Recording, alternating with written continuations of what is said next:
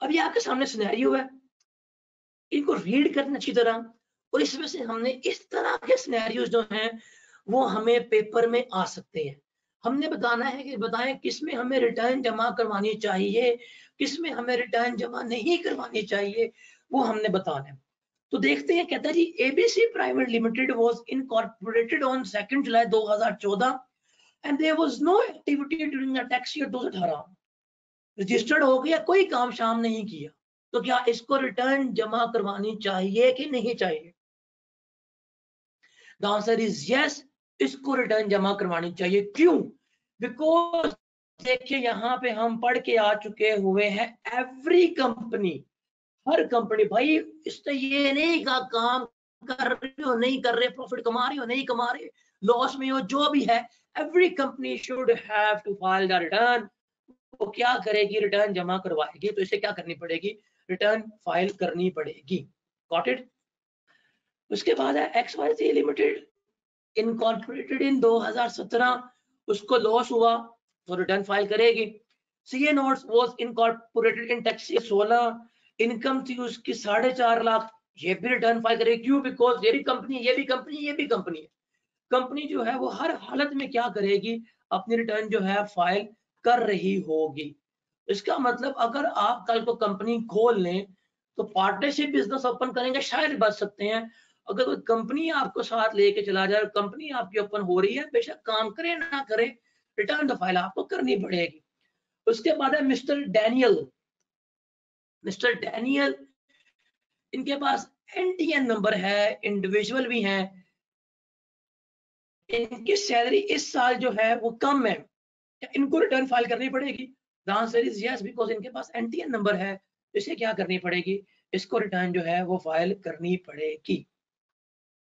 उसके बाद Jamal non salaried है, उसकी बिजनेस इनकम टैक्सेबल लिमिट से कम थी, एनटीएन नंबर भी नहीं था, मतलब पैसे भी कम है, एनटीएन नंबर भी नहीं है, इसको रिटर्न फाइल करनी पड़ेगी? आंसर इज नो, इसको रिटर्न फाइल नहीं करनी पड़ेगी। एक इंडिविजुअल, उसके पास 800 की गाड़ी है, इसको भी फाइल नहीं करनी पड़ेगी। मिस्टर जेजी, जेजी, इसको लॉस हुआ है बिजनेस में, कैरी फॉरवर्ड करना चाहता है, इसको भी रिटर्न फाइल करनी नहीं पड़ेगी। शुएब 75 ईयर्स का है, बेटे के साथ रह रहा है, इनकम कोई भी नहीं है, लेकिन एनटीएन होल्डर, रिटर्न फाइल करेगा। लोधी के पास प्रॉपर्टी है 505 स्क्वायर यार्ड की, नॉन रेटिंग एरिया में है, करनी पड़ेगी। एनपीओ है, करनी पड़ेगी। उसामा शेख के पास फ्लैट है 1900 स्क्वायर फीट का, रिटर्न फाइल नहीं करेगा, क्यों? इसके लिए 2500 स्क्वायर फीट जो है वो हमारी क्या होती है? लिमिट होती है। Is that clear? जेजी को भी रिटर्न फाइल करनी पड़ेगी। अब ये वाला पॉइंट जो है ना, ये इंपॉर्टेंट है। रिमेंबर, इस अटेम्प्ट में this point is super important, बड़ा इजी है, बहुत इजी है। देखिए, अगर कोई बंदा, हम ये पढ़ के आए हैं ना, ये सारे लोग पढ़ के आए हैं, अगर इसमें से कोई बंदा भी अपनी रिटर्न फाइल नहीं करता तो क्या किया जाएगा? उसको सेक्शन 1114 के तहत नोटिस इशू किया जाएगा कि आपने क्या करनी है? रिटर्न फाइल करनी है। आपको सेक्शन नंबर याद नहीं करने, बस देखिए किसी पर्सन ने रिटर्न जमा नहीं करवाई, उसे क्या किया जाएगा? नोटिस इशू किया जाएगा। वो क्या है? उसको रिटर्न जमा करवानी है। उस नोटिस में डेट ऑफ कंप्लायंस लिखी होगी कि इस डेट तक आपने रिटर्न जो है वो क्या करनी है? रिटर्न अपनी फाइल करनी है। मतलब नोटिस आया, नोटिस में डेट भी लिखी हुई है, और वो बंदा अगर उस नोटिस की कंप्लायंस नहीं करता, रिटर्न जमा नहीं करवाता, तो फिर कौन से कंसिक्वेंसेस जो है उसको बेयर करने पड़ेंगे, या डिपार्टमेंट के पास कौन सी पावर्स है, वो हमने देखनी है। कि सबसे पहले पार्टनर क्या, डिपार्टमेंट क्या करेगा? उसका नाम एटीएल से रिमूव कर देगा, एक्टिव टैक्स पेयर लिस्ट उसका नाम उड़ा देगा। अब वो बंदा एक्टिव टैक्स पेयर लिस्ट में नहीं है, उसका नाम यहाँ पर नहीं आएगा। फिर क्या करेंगे? ये तुमने रिटर्न फाइल नहीं की, तो अब उसका मोबाइल फोन डिसेबल कर सकते हैं, सिम्स डिसेबल कर देंगे, बिजली या गैस कनेक्शन वगैरह जो है वो भी क्या कर देंगे? डिडक्ट कर देंगे, काट देंगे। अगर उस पर्सन का बाद में लगे पता कि यार इस बंदे तो ये लायबल टू रिटर्न है ही नहीं था, इसकी रिटर्न बनती ही नहीं थी, गलत हमने इसके कनेक्शन डिसेबल कर दिए, तो फिर वो क्या कर देंगे, बाद में रिस्टोर कर देंगे। तो ये पावर्स हैं, ये याद रहेंगी आपको, भूलेंगी तो नहीं। अब मैं आपको दिखाता हूं ये कैसे होता है। ये देखिए, एक पर्सन है, इसको ना नोटिस आया हुआ है, आप जाएंगे इनबॉक्स में, इनबॉक्स में ना देखिए इसको नोटिस क्या आया हुआ है, मैं आपको दिखा रहा हूँ ये प्रोसीजर क्या है, किस तरह से चलेगी। देखिए नोटिस आया हुआ है सेक्शन नंबर 114 के मुताबिक कि जी आपके लिए नोटिस हमने दी है कि टैक्स ईयर है, इस ड्यू डेट तक आपने क्या करनी है, रिटर्न जो है वो जमा करवानी है।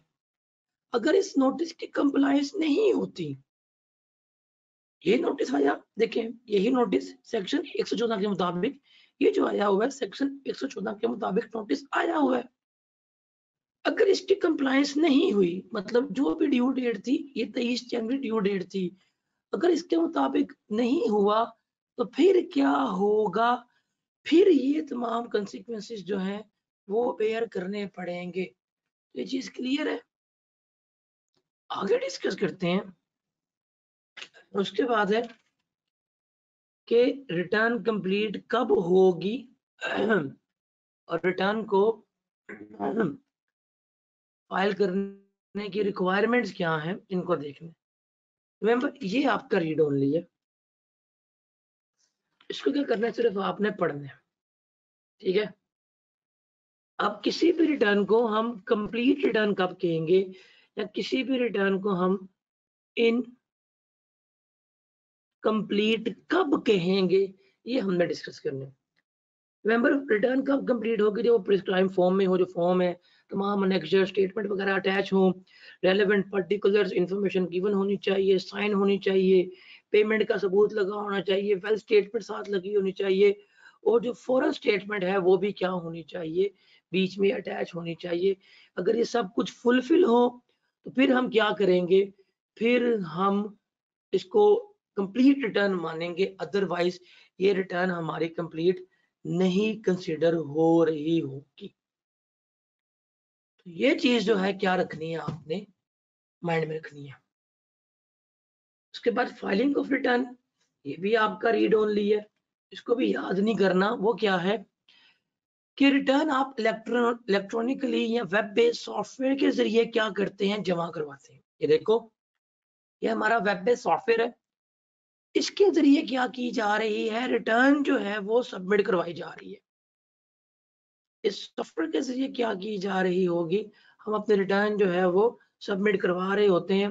अब बोर्ड जो है वो रूल्स बनाता है कि डाटा के रूल्स क्या होंगे, ई इंटरमीडिएट्स क्या होंगे, टैक्स डिपार्टमेंट किस तरह को टेकअप करेगा, या अदर मैटर्स वगैरह, वो सारे जो है वो कौन मेजर करेगा, वो कौन डिटरमिन करेगा, वो हमेशा बोर्ड जो है वो डिटरमिन कर रहा होगा। तो ये भी आपका रीड ओनली है, इसको याद रखने की जरूरत नहीं है। ये वाला जो है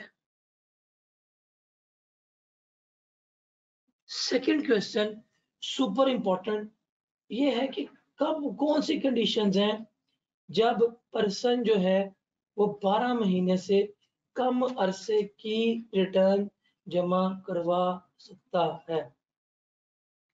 हमने देखना है वो कौन सी ऐसी कंडीशंस हैं, वो कौन से ऐसे सिनेरियोज हैं कि जिसमें आप 12 महीने से कम अरसे की रिटर्न जो है वो जमा करवा सकते हैं। रिमेंबर रिटर्न हमेशा जो है वो for the period, for the year ही जमा होती है। मतलब 1 जुलाई से लेके 30 जून तक पूरा साल हमने काम किया, इसी की रिटर्न क्या की जाएगी, हमें जमा करवा के देनी होगी। लेकिन ये ऐसे सिनेरियोज हैं जिसमें हम 12 महीने से कम अरसे की रिटर्न जो है वो जमा करवा सकते हैं। वो कौन से सिनेरियोज हैं, रिमेंबर कि जब पर्सन डेड हो जाए, मर जाए, बैंकरप्ट हो जाए, या पाकिस्तान परमानेंटली छोड़ के जा रहा है, या अगर बोर्ड को लग रहा है कि इनअप्रोप्रिएट है या बोर्ड को अप्रोप्रिएट लग रहा है कि इससे रिटर्न फाइल करवा ली जाए, तो वो क्या करेंगे, इससे रिटर्न फाइल करवाएंगे। अब एक बंदा मर गया, फॉर एग्जाम्पल उसकी डेथ हुई है 25 फरवरी 2023 को, तो बोर्ड वाले क्या करेंगे, इसके जो वारिसान होंगे उसको क्या करेंगे, नोटिस भेजेंगे, कह देंगे जी आपका ईयर स्टार्ट हुआ 1 जुलाई 2022 को, इस तारीख से लेके इस तारीख तक जब तक इनकी वफात हुई है इस डेट तक की हमें रिटर्न जमा करवा दो, कितनी इनकम थी, कितना टैक्स था, पे कर दो, खत्म। बैंकरप्ट जिस डेट पे हो गया उस डेट तक की रिटर्न जो है वो क्या करनी है, हमने जमा करवानी है। या एक बंदा पाकिस्तान छोड़ के जा रहा है, जब छोड़ के जाएगा उस डेट तक की रिटर्न हम जमा करवा लेंगे। कोई भी ऐसा इवेंट हो उस पे क्या करने पाएंगे, हमें रिटर्न जमा करवानी पड़ेगी। तो ये इवेंट्स है जिसमें 12 महीने से कम टाइम की रिटर्न जो है वो कमिश्नर इनलैंड रेवेन्यू क्या करता है, आपसे इम्पोज करवाते हैं। और जो इसकी ड्यू डेट होगी वो हमेशा जब भी नोटिस होगा उस नोटिस में मेंशन होगी कि 30 दिन के अंदर या जो भी नोटिस है उसके अंदर आपने रिटर्न जमा करवानी है। अब नॉर्मली कमिश्नर जो है वो नोटिस राइटिंग में देगा, उसकी ओपिनियन होगी कि इस डेट से लेके इस डेट तक रिटर्न जमा करवा दो। अगर आप जमा नहीं करवाते या वट एवर 30 दिन के अंदर अंदर जब आपको नोटिस आ जाए आपने क्या करनी है, रिटर्न सबमिट करवानी है। कितने दिनों में, 30 दिन के अंदर अंदर क्या करनी है, आपने रिटर्न जमा करवानी है। कमिश्नर के पास पावर है वो किसी 1 साल या पिछले 5 सालों में से किसी भी 1 साल की रिटर्न आपको जमा करवाने का कह सकता है। आप 2023 में खड़े हुए थे, वो 2022, 2021, 2020, 2019, 2018 इन 5 में से किसी भी साल की आपको नोटिस इशू कर देगा कि मुझे क्या करें, इसकी रिटर्न जो है वो सबमिट करवा दे, मुझे इसकी रिटर्न जमा करवा दे। हाँ, अगर आपने पिछले 5 सालों में कोई रिटर्न जमा नहीं कराई तो फिर कमिश्नर के पास पावर है वो पिछले 10 सालों में से किसी भी ईयर की रिटर्न आपसे क्या करवा सकता है, जमा करवा सकता है। उसके अलावा याद रखिएगा कि ये टाइम लिमिटेशन उस वक्त अप्लाई नहीं होंगी या वो रिलैक्स कर देगा अगर फॉर एग्जांपल आपने फॉरेन इनकम, फॉरेन एसेट्स की जो है स्टेटमेंट जमा करवानी है और आप उसके रीजन लिख के दे देते हैं कि आप इसलिए जमा नहीं करवा पाए, तो फिर ये टाइम लिमिट्स जो है आपके साथ रिलैक्स हो जाएगी। तो ये चीज आपने याद रखनी है। क्या पहला सवाल, क्या 12 महीने से कम अरसे की रिटर्न जमा हो सकती है या नहीं हो सकती? The answer is yes.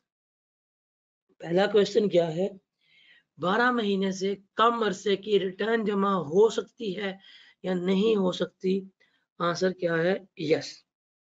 Conditions क्या है, 3 कंडीशन है। क्या मर चुका है, बैंकक्रप्ट हो गया है या पाकिस्तान छोड़ के जा रहा है, या अगर कमिश्नर को लगे अप्रोप्रिएट वो क्या करेगा, आपको कहकर रिटर्न जमा करा दो। जब भी नोटिस आएगा ड्यू डेट मेंशन होती है, अदरवाइज नोटिस सर्व होने के बाद 30 दिन के अंदर अंदर आपने रिटर्न जमा करवानी है। कमिश्नर के पास पावर्स हैं कि वो पिछले 5 साल में से किसी भी साल का आपको नोटिस भेज सकते हैं कि भाई रिटर्न जमा कराएं। अगर आपने पिछले 5 सालों में कोई रिटर्न जमा नहीं कराई तो उसके पास पावर है वो पिछले 10 सालों में से किसी भी साल की रिटर्न आपसे जमा करवा सकता है। Is that clear?